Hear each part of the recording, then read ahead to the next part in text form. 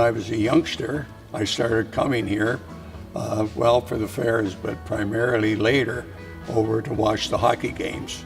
And before they had artificial ice, I used to come over and never started until about the 1st of January, where it got cold. And if we came to just before the games, if we came early, then we'd ask the chap that was flooding the ice if we could scrape the ice between periods, and we got in free.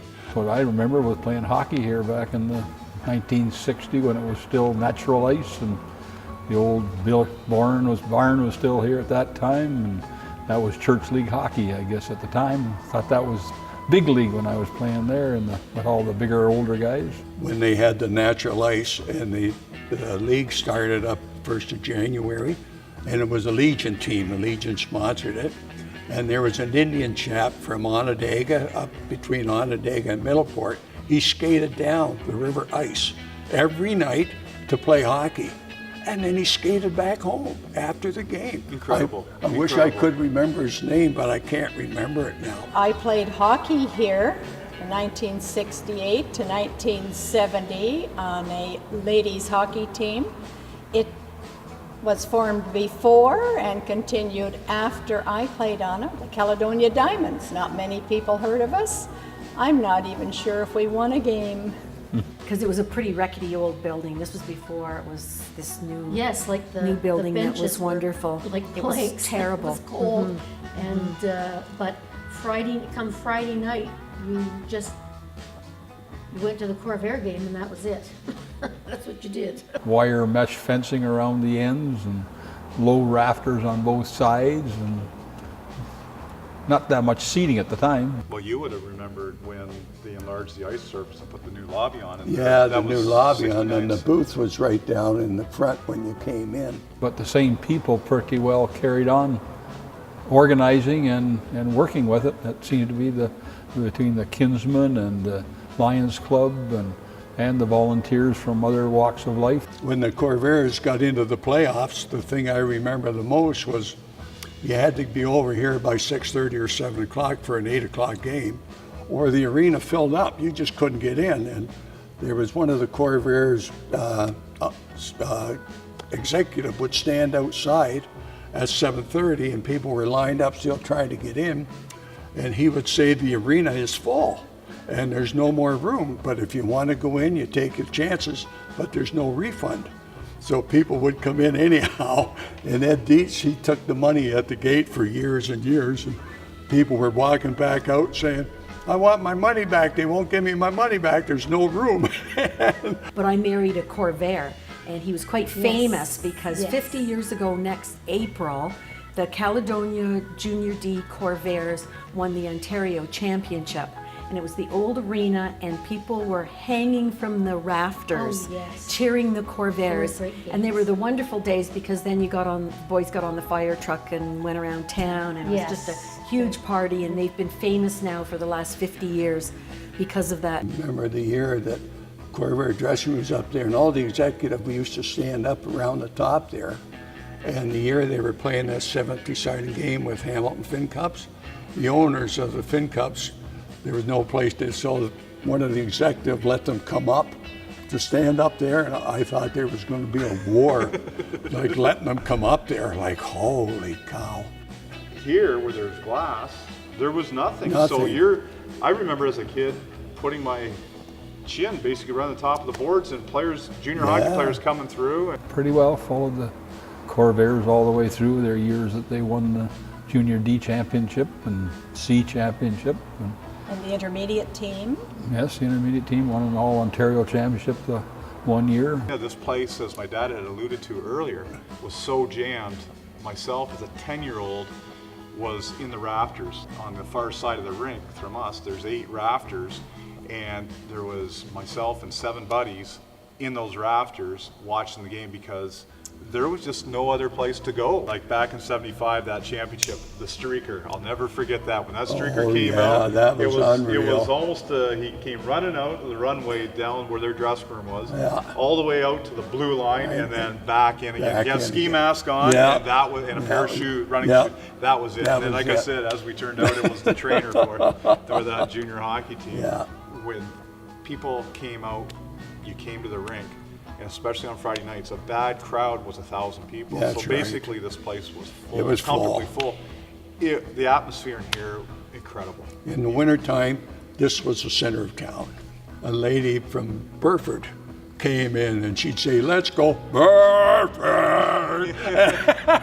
And we make fun of her. Even when I drive up the highway, if I'm on my way to London or something, the sign will say Burford, and I'll say, "Burford!" And then there was on our side, there was Gwen Tyne, Oh. better pots and pans with, I don't know whether marbles in them or stones, and she'd be rattling those Rattling pots them. and pans. When broom ball started up, I played broom ball. And it was, the Legion had a team, and GLA, the Kinsmen, and it was for men's type of thing, eh? Rarely missed a broom ball game when the broom ball was very popular in the area. Every Monday night was broom ball night in Caledonia. That's when you took tickets and you were on the executive and you played, and you didn't get to referee very often, but you had to be involved. There had to be some involvement to keep things going. You had 6 teams, and it was pretty competitive for broom ball at that time. Well, the thing that comes mostly to mind are the big dances that used to be here. Most particularly, probably, the Corvair dances, which were huge events, and the arena would be full, and you would have live music, live dance bands, and all your friends would be there, and it would be a very posh outfit for Caledonia. We all wore the dresses of the day. We went from long to mini, and they were great days then, I thought. One especially good dance was the year the mill burnt down. Oh, yes. And so we were dancing, and then I guess probably most of the firemen ran out, and we followed them and went up and watched the mill burn for a while, and then headed back to the dance. So I always remember that one. That was would that be about 69 or 70? Something I like know around the years. around in there. But the ones that stayed here, though, they opened the end doors at the end of the arena, and they opened the doors, and the dance music was going on, and people were dancing, and the flame, you could see the light from the mill in the background of it, and the smoke and so forth. It was a big deal. Well, I think it was Centennial year, a group from town organized some dances, Peter Rumble, Dennis Sabo being one of them, and they had some pretty good entertainment. One of them was Burton Cummings and the Guess Who, and so that was pretty big stuff back in the day. And they were basically, I think, in grade 13 themselves, maybe first year university, and they hosted those dances, and they were really popular with the kids, and that was Centennial year. We used to run a fundraiser at the indoor beach volleyball tournament where we would bring in about 6 tandem trucks of sand. The whole floor was full of sand and 3 to 4 big courts and people having a blast. And then on the Saturday night, we'd move all the sand out and have this big dance. And then of course the aftermath, the cleanup on the Sunday morning when, because we kind of participated. Well, as yeah, well, because you exactly. had to. And of course, the Saturday night skating was always a huge thing when we were kids yes. too, That because was we used to skate here before they had artificial ice. Yes. And then this rickety old thing that they used to flood, you had to stop and flood. Yes. And there were so many kids in here that you all had to skate in one One way. direction, and then there were like referees, I guess you would call them, to keep everybody going and keep the boys probably under control.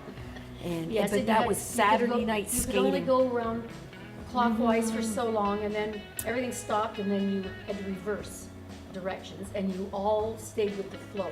There was no getting out of formation. But the place was packed out. I mean, Yes. this was the place to be on a Saturday night when you were like a teeny bopper. And there was a couple, and his name was Rogers, and I can't remember the name of the girl.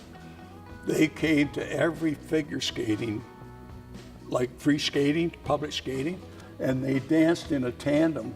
Do you remember them, Danny, No, I don't. dancing? And they were like they were professional dancers, just skating around. They didn't do swirls or anything like that. They just held hands and skated for 2 hours just around and skated, and that they were really something to watch during the public skate. I came here for many years because my daughter figure skated from the time she was about 3 years old till she was 16. And I was involved on the committee for the skating.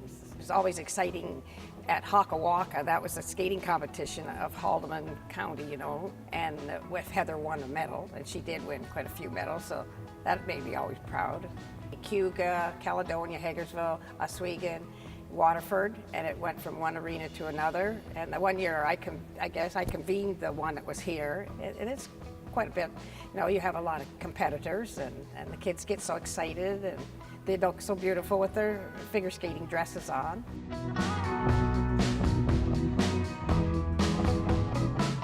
The big flood.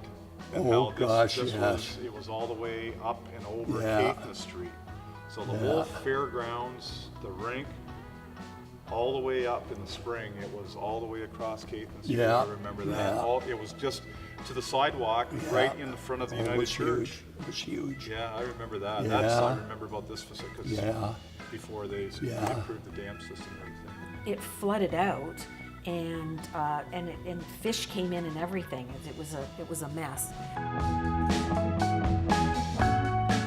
The Baptist Church first came to the fair in 1896 when the ladies decided it was a good time to do some fundraising. So they approached the fair and asked if they could man the dining hall, which they did, and that year they made just under $30. Originally, when I was a kid here, the Baptist booth was a wooden structure near the river. But when they revamped the area, we obtained this corner booth where we've been for a number of years. We thought we died and gone to heaven when we got given the rights to the dressing room that was stinky when you first went in there. But And then when it it just became- used to be a shed out there with planks, you know. So we evolved as well. There's probably about 30 of us that split up the hours and take turns, but there's a much greater number of people that are involved behind the scenes, preparing the food at the church and picking up supplies and setting up and tearing down. So pretty much almost everybody involved in our church are all involved in this weekend in some way, shape, or form.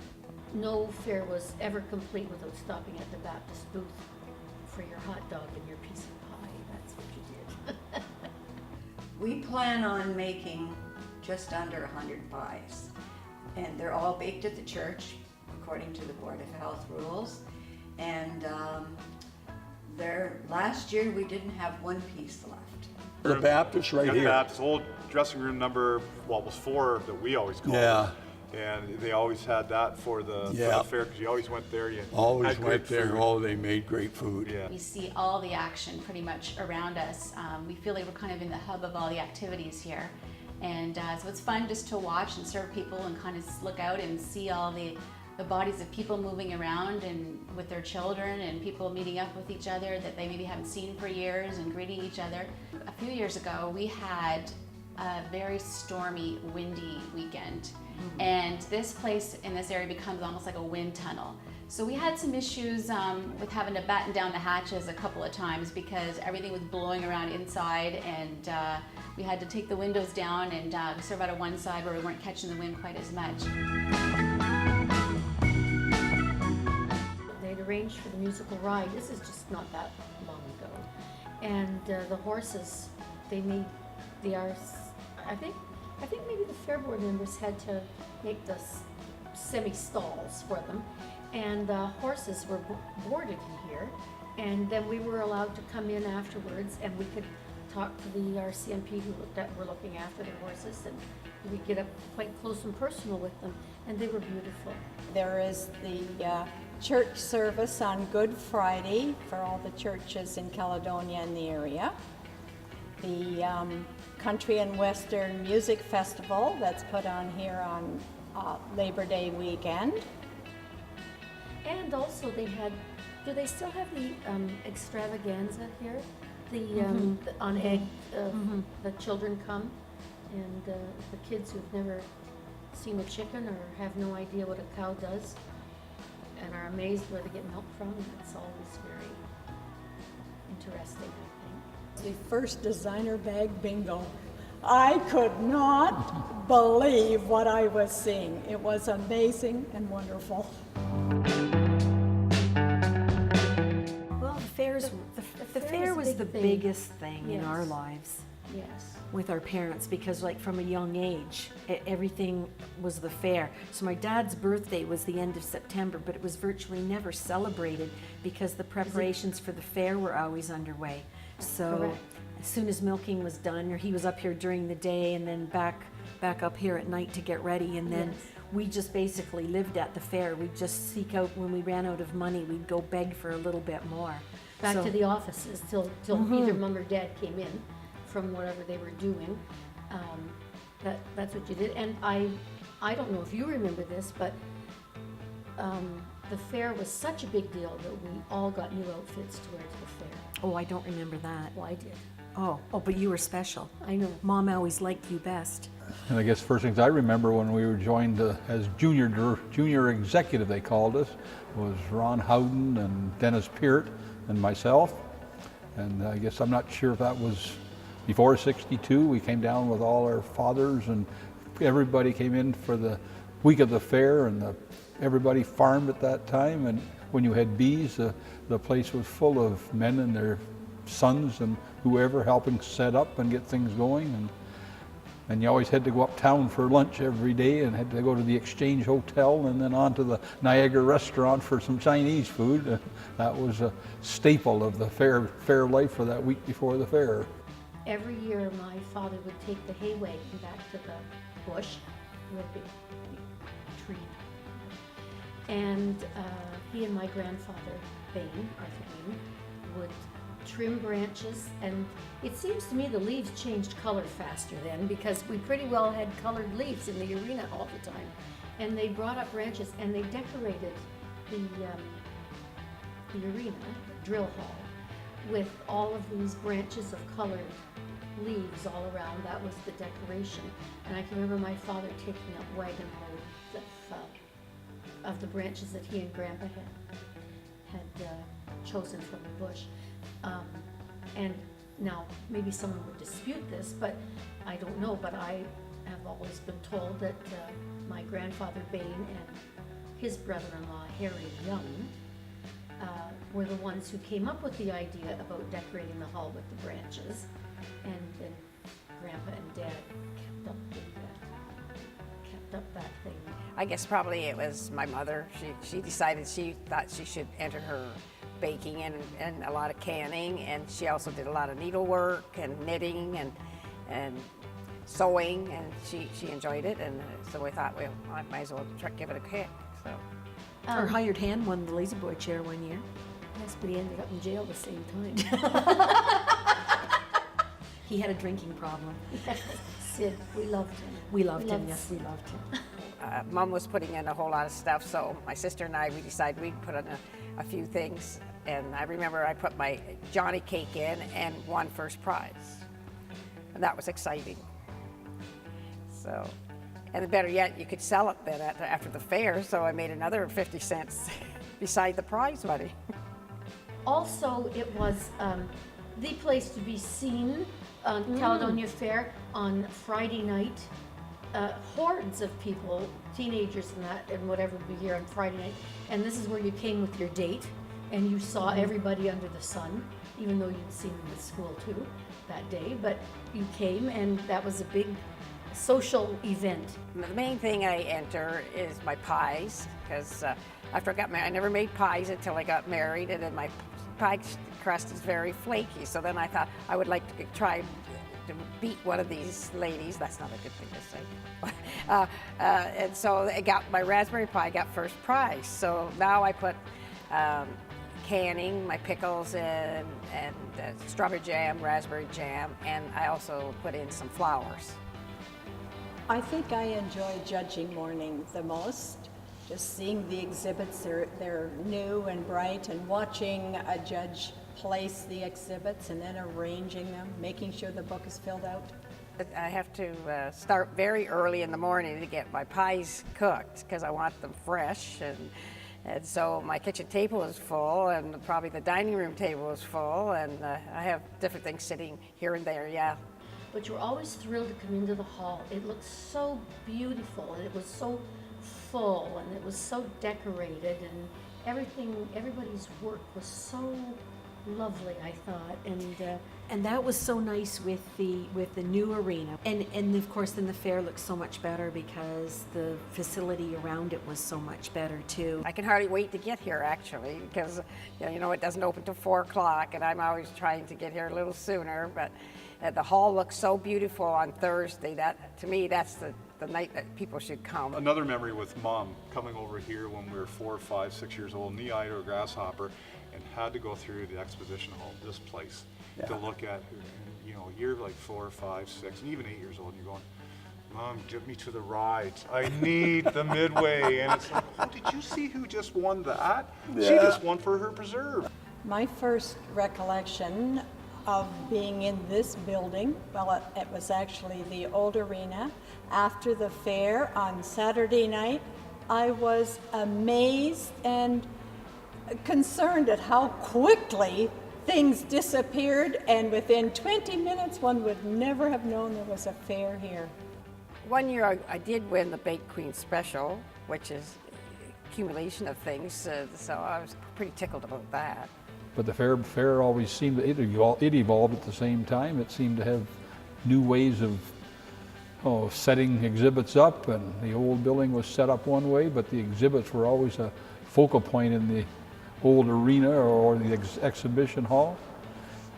And it changed with every time you changed the building around. It became bigger and better, and sometimes it was more improvements for setting it up and getting it organized. For me, the Agricultural Society isn't any building that you put it in. It's all the people that have been involved over the years.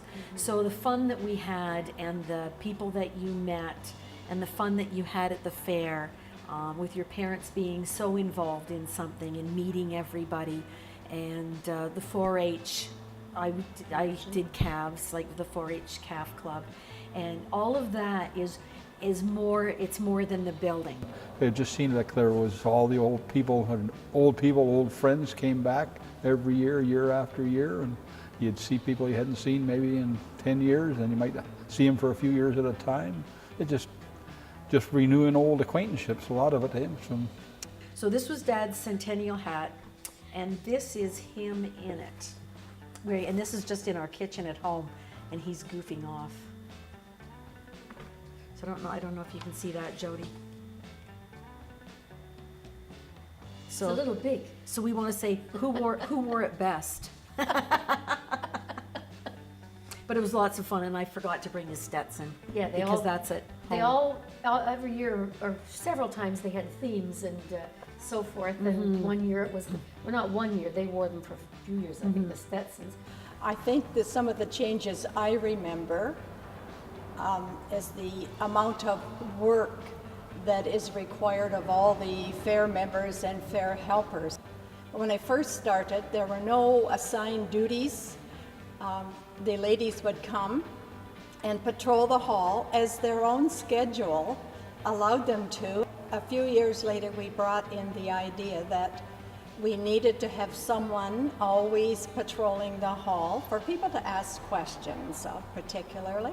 Now you go from one thing to another thing. Fairs have become much more active. There are many more things going on, and it requires sometimes a bit of supervision, sometimes just a friendly face there to ask questions or to answer questions, and that has really changed, I think.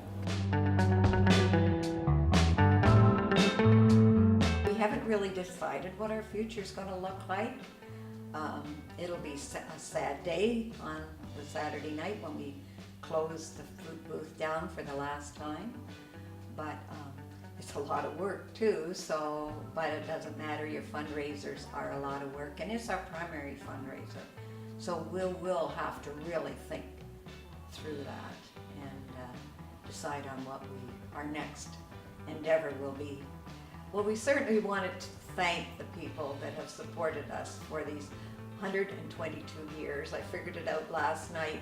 That's a long time to be part of an organization like Caledonia Agricultural Society and have worked hand in hand with them. So we want to thank everyone for that. But this place still is a great gem for Caledonia and for what the Fair Board, the Agricultural Society is doing to keep it alive and find other uses, because there is even recreational uses to be used, whether it's indoor soccer, hockey training can be done off the ice, and you have a great facility here, community events, dances, fundraisers, and obviously, of course, the Triple Crown, the fair. But as far as the older generations or some of the millenniums, they're going to be wanting to come to the exhibit hall, and it'll be set up differently. I have no doubt about the way it'll be set up, but that's something to look forward to. I think that people will still come to the fair for the same things that they've always come to the fair, and I think it will attract new people to come and see what's going on here. I'm looking forward to the plans of the moving forward. I really am. I think it's a wonderful undertaking that the Ag Society is doing. I know it's huge, and I know it means the end of our beloved Baptist booth. I But know. let's face it, I'm a little tired of baking pies anyhow, so. It's a big undertaking, and it's going to be something worthwhile when it gets done for the generations that follow or whatever. I'm so glad that it's staying. It's going to look different, but the memories are going to stay. Yeah. And this is just, I love this place. Yeah.